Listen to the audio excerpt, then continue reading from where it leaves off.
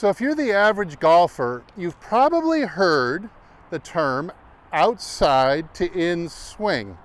It's like you'd come over the top, swing outside to in with your path. You tend to be a slicer or a puller of the golf ball.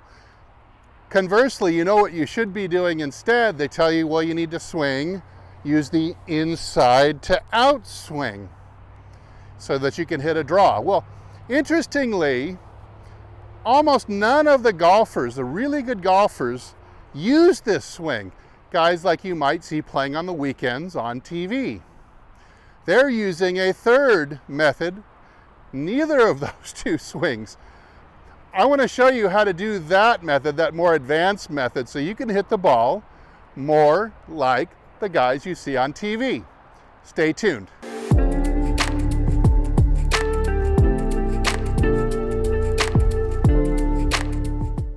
Hey, this is Steve from hititlonger.com.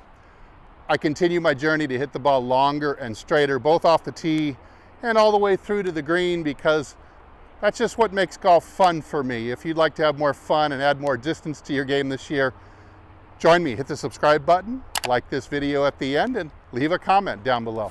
All right, so like I said in the intro, good players, they don't really swing inside out or outside in. They hit the ball really straight.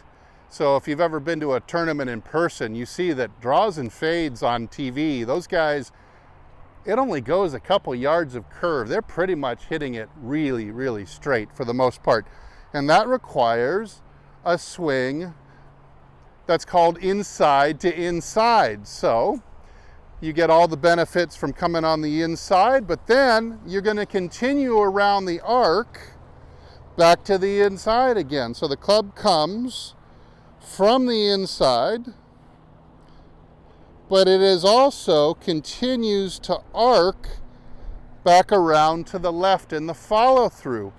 Now, this is the only way that you can swing to really have a straight club path and have it be shallow throughout the swing. So a lot of you watching are also very steep. You come down into the ball too steep. So I've set up a nice little gauntlet here. I've simply used 2 buckets and 2 alignment sticks. Now, if you were lucky enough to practice on a grass range, you're only going to need the 2 sticks. And you'll notice, and you'll see this from a couple different angles, so don't panic. I'm going to move the camera around.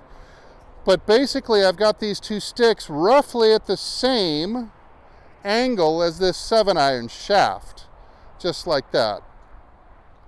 So this is going to force me to swing on the arc, both coming down into the ball, so it'll be shallow and from the inside coming down into the ball, force me to really turn, square up, and exit back around to the left again. The golf swing is one big arc, one big circular motion, and therefore there's no place more important to have a perfect arc than through the impact zone. All right, let's give it a try. Watch it from a couple different angles and you'll see, we'll talk about a couple interesting things that happen to my swing.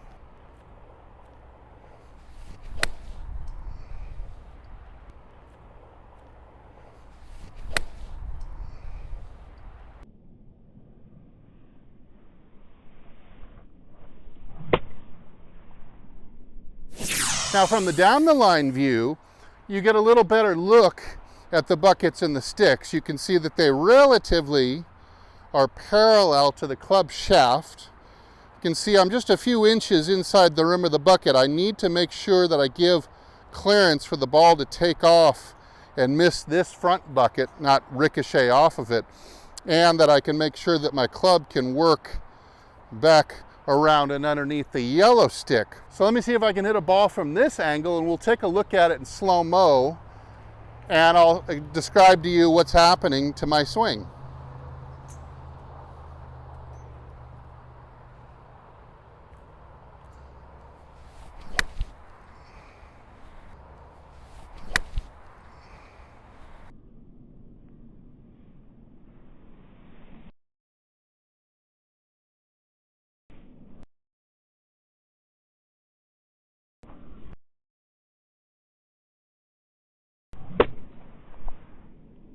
some real interesting feels come at me when I swing the inside to inside swing. Number one, it feels like everything gets shallower, and everything, all my data from the TrackMan is telling me that my shaft is not so tall going through impact, nor is it going to be tall halfway down. So I feel like I'm shallower here. The shaft and the handle are a little bit lower through the ball and exiting a little bit more low and left. Now, this is forcing me to do a couple of things. It's forcing me to clear my chest around the corner more freely in order to get my arms and club working left. Especially, I have to do that because I am coming more shallow. See, I wouldn't have to be turning as much if I didn't have the back stick here. I could just come over the top and I wouldn't have to turn at all in order to miss the front stick. But now that you've got front and back, it's pretty much kind of foolproof. It's going to force me to turn my chest and exit low and left. Ooh, I hit that on the button. The other thing that I'm feeling here, and you probably corroborated with the video when we watch it in slow motion, is that I don't feel like the toe of the club is turning off the arc at all anymore. I feel like the club face is going through much more square to the arc, and the shots I'm hitting on this feel completely bulletproof against hooking.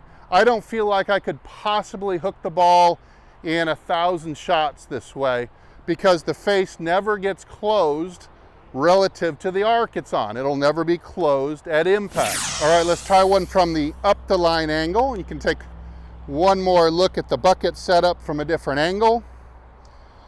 And we can see a little bit more here, maybe focusing on the turn and the exit.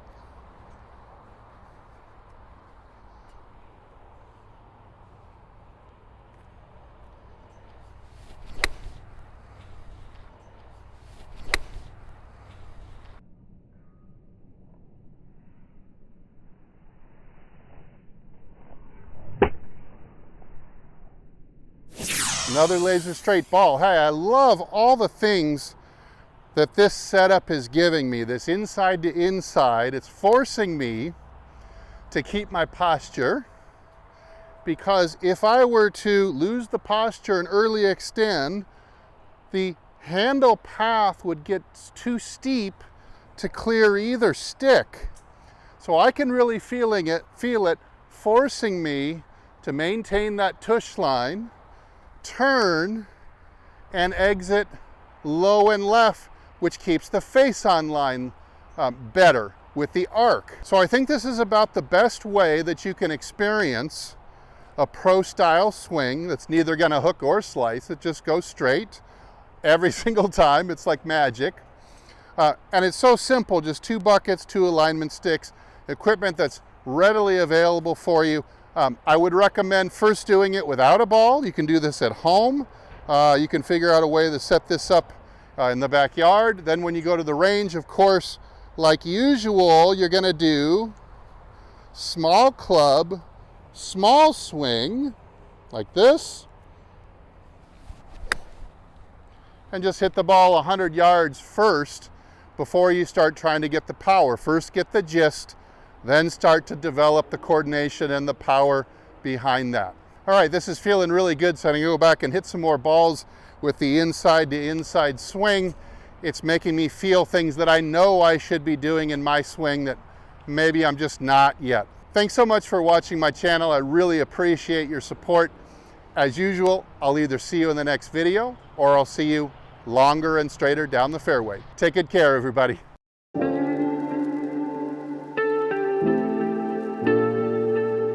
Oh.